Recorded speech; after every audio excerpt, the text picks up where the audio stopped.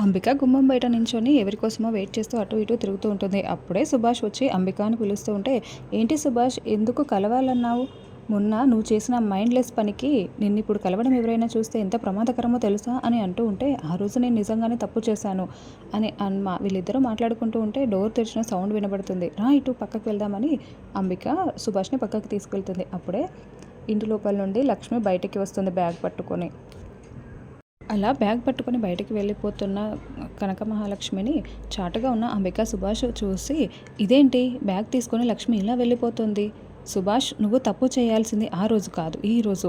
ఆ లక్ష్మి ఇల్లు విడిచి వెళ్ళిపోతుంది. దాన్ని ఈ లోకం నుండి వెళ్ళిపోయేలాగా నువ్వు చెయ్యాలి అని చెప్పగానే, లక్ష్మిని ఏదో ఆధారాలు దొరకకుండా మాయం చేసి చంపేస్తాను అని సుభాష్ అంటాడు.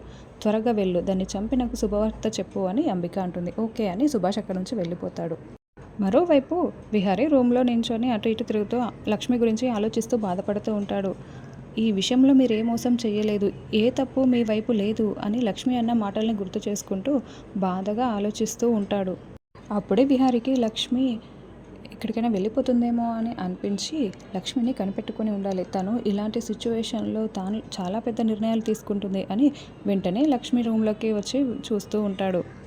లక్ష్మి ఎక్కడ కనిపించకపోయేసరికి రూమ్లో అంతా వెతుకుతూ ఉంటే బీరువా డోర్స్ ఓపెన్ చేసి ఉంటాయి. బీరువాల దగ్గరికి వెళ్ళి చూసేసరికి లక్ష్మి బట్టలేవి కనిపించవు. అంటే లక్ష్మి అని ఇక్కడ నుంచి వెళ్ళిపోయిందని డిసైడ్ అయిపోయినట్టుంది అని, నన్ను వదిలేసి ఇలా వెళ్తావు లక్ష్మి అని బాధపడుతూ అక్కడ నుంచి వెంటనే బయటికి వస్తూ ఉంటాడు. చీకట్లో లక్ష్మి బ్యాగ్ పట్టుకొని నడిచి వెళ్ళిపోతూ ఉంటుంది. అప్పుడు యమున కలిసిన సంగతి, యమునకి పక్షవాతం వస్తే కాపాడిన విషయం అంతా గుర్తు చేసుకుంటూ ఉంటుంది.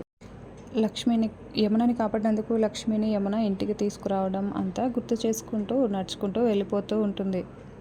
మీరిచ్చిన జ్ఞాపకాలతో మిమ్మల్ని ఆరాధిస్తూ బ్రతికేస్తాను విహారి గారు అని మనసులో అనుకుంటూ వెళ్ళిపోతూ ఉంటుంది. లక్ష్మి వెనకాలే సుభాష్ వస్తూ ఉంటాడు. అర్ధరాత్రి చిమ్మ చీకట్లో ఒంటరిగా దొరికావే, నీ జీవితాన్ని చీకట్లో కలిపేస్తా అని సుభాష్ లక్ష్మి వెనకాలే వస్తూ ఉంటాడు. సుభాష్ మాస్క్ పెట్టుకొని మరీ లక్ష్మి వెనకాలే వస్తూ ఉంటే లక్ష్మికి సడన్గా తన వెనక ఎవరో వస్తున్నట్టుగా అనిపించి టెన్షన్గా వెనక్కి తిరిగి చూస్తూ ఉంటుంది. ఒకసారిగా ఆగిపోయి చాలా భయపడిపోతూ మళ్ళీ నడుస్తూ వెళ్తూ ఉంటుంది. లక్ష్మికి తన వెనక ఎవరో పడుతున్నారని డౌట్ వచ్చి స్పీడ్గా వెళ్ళిపోతూ ఉంటుంది, రన్నింగ్ చేస్తూ ఉంటుంది. ఏయ్ ఆగు ఆగు అని సుభాష్ లక్ష్మి వెనకాల పడుతూ ఉంటాడు. లక్ష్మి ఏమో పరిగెత్తుకుంటూ వెళ్ళిపోతూ ఉంటుంది. సడన్గా సుభాష్ కింద పడిపోతాడు. అప్పుడే లక్ష్మి పరిగెత్తుకుంటూ వెళ్ళి ఒక చెట్టు చాటున దాక్కుని ఉంటుంది. సుభాష్ లక్ష్మి కోసం చుట్టూ వెతుకుతూ ఉంటాడు. సుభాష్ నేరుగా వెతుకుతున్నట్టుగా వెళ్ళి లక్ష్మి దాక్కున్న చోటుకే లక్ష్మి ఎదురుగా వచ్చి నిలబడి ఉంటాడు. ఒక్కసారిగా లక్ష్మి నోటిని గట్టిగా మూసి లక్ష్మిని లాక్కు వెళ్ళిపోతూ ఉంటాడు. మరోవైపు విహారీ కారులో లక్ష్మిని వెతుక్కుంటూ వస్తూ ఉంటాడు. ఏ ఎవర్రా నువ్వు అని అనగానే సుభాష్ లక్ష్మిని ఒకసారిగా విదిలించి పక్కకు నెట్టేస్తాడు. దారిలో లక్ష్మి బ్యాగ్ కింద పడిపోయి ఉండడం చూసిన విహారీ కార్ని ఆపి కార్ దిగి వచ్చే బ్యాగ్ తీసి లక్ష్మి బ్యాగ్ ఇక్కడ ఉందేంటి అని చుట్టూ చూస్తూ ఉంటాడు. మరోవైపు లక్ష్మి లేచి నించొని, మీకు దండం పెడతా నన్ను వదిలేయండి అని అంటూ ఉంటే, నీ ప్రాణాలు వదిలేక నిన్ను వదిలేస్తాను అని సుభాష్ కత్తి తీసి లక్ష్మిని పొడవడానికి వస్తూ ఉంటాడు. విహారీ లక్ష్మి లక్ష్మి అని పిలుస్తూ వెతుకుతూ ఉంటాడు. నువ్వెవరు, అసలు నువ్వు నన్నెందుకు చంపాలనుకుంటున్నావు, దేనికోసం చంపాలనుకున్నావు చెప్పు అని లక్ష్మి అడుగుతూ ఉంటే, తెలుసుకొని ఏం చేస్తావు అని సుభాష్ మరీ దగ్గరికి వస్తూ ఉంటాడు కత్తి పట్టుకొని.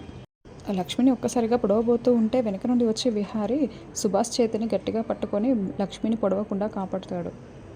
లక్ష్మి కళ్ళు మూసుకొని భయపడుతూ గట్టిగా కళ్ళు మూసుకొని నించుని ఉంటుంది. అప్పుడే విహారీ సుభాష్ని కొడుతూ ఉంటే ఒక్కసారిగా తేరుకొని చూసి సంతోషపడుతూ ఉంటుంది. అసలు నువ్వెవర్రా అని విహారీ సుభాష్కి ఉన్న మాస్క్ తీయడానికి ట్రై చేస్తూ ఉంటాడు. కానీ సుభాష్ తప్పించుకుంటూ ఉంటాడు.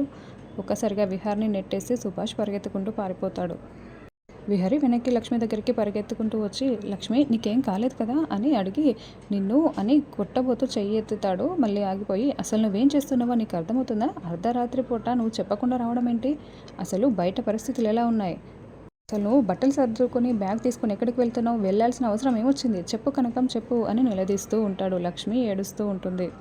అది నా ఇల్లు కాదు విహారీ గారు, ఆ ఇంటితో నాకు రుణం తీరిపోయింది, మీ దారికి అడ్డు రాకూడదు, మీరు సహస్రమ్మ గారు అక్కడ సంతోషంగా ఉండాలంటే నేను మీకు దూరంగా ఉండాలి, నేను మీ అందరికీ అడ్డు విహారి గారు అని లక్ష్మి ఏడుస్తూ చెప్తూ ఉంటే విహారి కూడా బాధపడుతూ ఉంటాడు.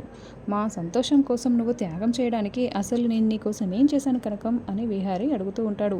నా వల్ల నువ్వు ఒక్కరోజైనా సంతోషంగా ఉన్నావా? మన పెళ్ళైన తర్వాత ఏ రోజైనా ప్రశాంతంగా పడుకున్నావా? ఇన్ని రోజుల్లో ఎన్ని అవమానాలు నా వల్ల పడ్డావు? అసలు ఎన్నిసార్లు దెబ్బలు తిన్నావు? అసలు ఎన్నిసార్లు ప్రమాదాన్ని కొని తెచ్చుకున్నావు? ఇప్పుడు కూడా నేను నడి రోడ్డు మీదకి నేనే తీసుకొచ్చాను, ఇదంతా నా వల్లే అని చెప్తూ ఉంటే, అది కాదు విహారి గారు అని లక్ష్మి అంటూ ఉంటే, నువ్వేం చెప్తావో నాకు తెలుసు, అంతా నీ తలరాత కర్మఫలం అంటావు, కానీ యథార్థం ఏంటంటే నీ తలరాతని మార్చేసింది నేనే నీ జాతకంలో నష్టజాతకుల్లో వచ్చాను, అందుకే నీకు ఇన్ని కష్టాలు అని విహారి అంటూ ఉంటే, దయచేసి అలా మాట్లాడకండి విహారి గారు అని లక్ష్మి అంటూ ఉంటుంది. నిజాలు మాట్లాడుతున్నాను లక్ష్మి, నన్ను అర్థం చేసుకో అని విహారి అంటూ ఉంటాడు. అసలు నేను ఇప్పుడు రాకపోయి ఉంటే, నీకేమైనా అయ్యి ఉంటే మీ నాన్నగారికి నేనేం సమాధానం చెప్పాలి అని విహారి అడుగుతూ ఉంటాడు. అసలు నువ్వు ఇలాంటి వెళ్ళిపోవాల్సిన పరిస్థితి వస్తే నేను నిన్ను భార్యగా అంగీకరించి విలువేముంది అని విహారి అంటూ ఉంటే, లక్ష్మి తాళిని పట్టుకొని ఏడుస్తూ ఉంటుంది. ఆ రోజు ఎవరికీ సమాధానం చెప్పలేక తల ఉంచి నీ మెడలో తాళి కట్టాను. నేను ఎందుకు కట్టాను? మా నాన్న కోసం. కానీ సహస్ర మెడలో తాళి ఎందుకు కట్టానో నీకు తెలుసు కదా. మా అమ్మ కోసం. సహస్ర చావు బ్రతుకుల మధ్యలో ఉందని తెలిసి ఇంకో గత్యంతరం లేకే తాళి కట్టాను. ఒకవేళ మీ నాన్నగారు ఈ పరిస్థితిలో నేను చూస్తే అక్కడ బ్రతికుంటారా?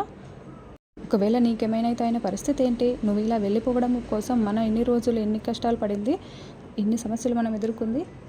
అసలు నువ్వు ఎక్కడికి వెళ్దామని బయటికి వెళ్దామని వచ్చావు? మీ ఇంటికి వెళ్తావా? పద వెళ్దాం పద అని విహారి గట్టిగా నిలదీస్తూ ఉంటాడు. మీ నాన్నగారి కాళ్ళ మీద పడి ప్రాధేయపడతాను, నువ్వు ఆయన ఫేస్ చేస్తావా? నీ గురించి నిజం తెలిసాక ఆయన పరిస్థితి ఏంటో నీకు తెలుసు అని విహారి అంటూ ఉంటే, లేదు విహారి గారు, నేను ఎవరి దగ్గరికి వెళ్ళను, దూరంగా నా బ్రతికేదో నేను బ్రతుకుతాను అని లక్ష్మి అంటూ ఉంటే, మరి నేనేమైపోవాలి అని విహారి అంటూ ఉంటాడు. ఆ మాటలు విని షాకింగ్గా లక్ష్మి విహారి వైపు ప్రేమగా చూస్తూ ఉంటుంది.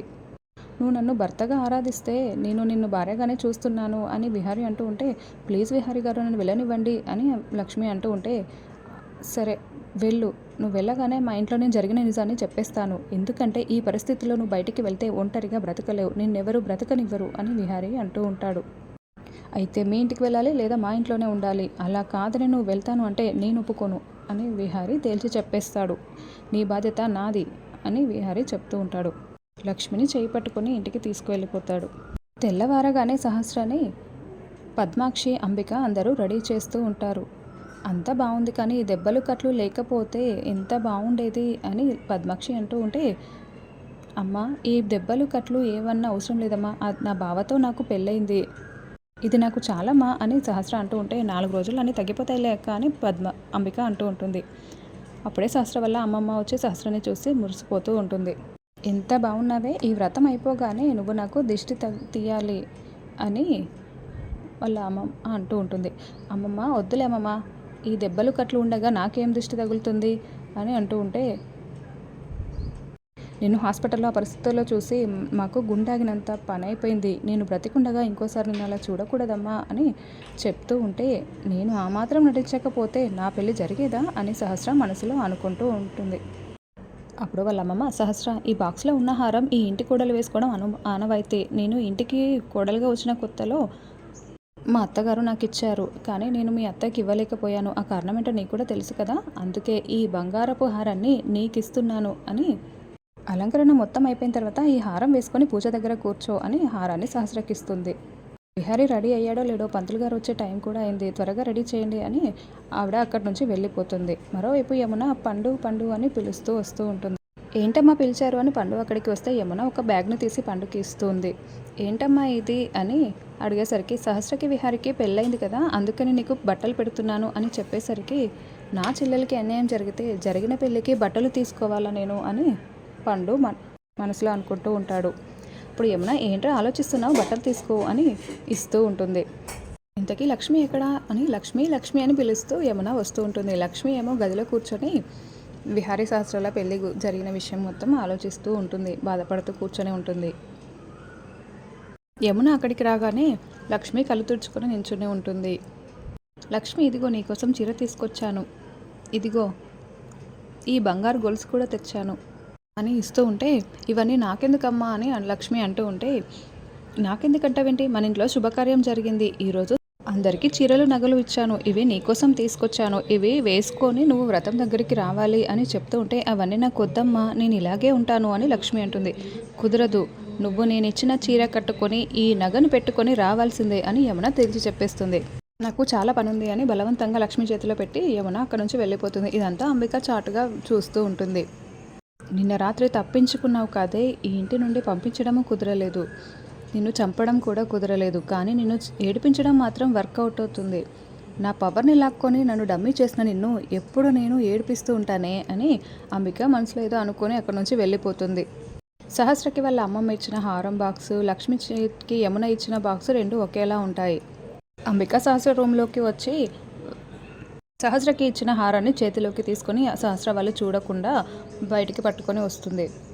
లక్ష్మి నగల బాక్స్ని పక్కన పెట్టి శారీ మార్చుకోవడానికి లోపలికి వెళ్ళగానే అంబిక వచ్చి హారాన్ని మార్చేస్తుంది. హారాన్ని తీసుకొచ్చి లక్ష్మి బ్యాగ్లో పెట్టి లక్ష్మి బ్యాగ్లో ఉన్న హారాన్ని బయటకు తీసుకువెళ్ళిపోతుంది. మళ్ళీ ఏం తెలియనట్టుగా సహస్ర బాక్స్లో అది పెట్టేస్తుంది. అక్క, పంతులు గారు వస్తున్నారంట, త్వరగా సహస్రని రెడీ ఇవ్వమన్నారు అని పద్మాక్షికి చెప్తుంది అంబిక. తర్వాత ఈరోజు ఆ లక్ష్మికి మూడింది అని మనసులో అనుకుంటూ ఉంటుంది. సహస్రాన్ని రెడీ చేసి పద్మాక్షి తీసుకొస్తూ ఉంటుంది. మరోవైపు విహారి కూడా రెడీ అయి బయటికి వస్తూ ఉంటాడు.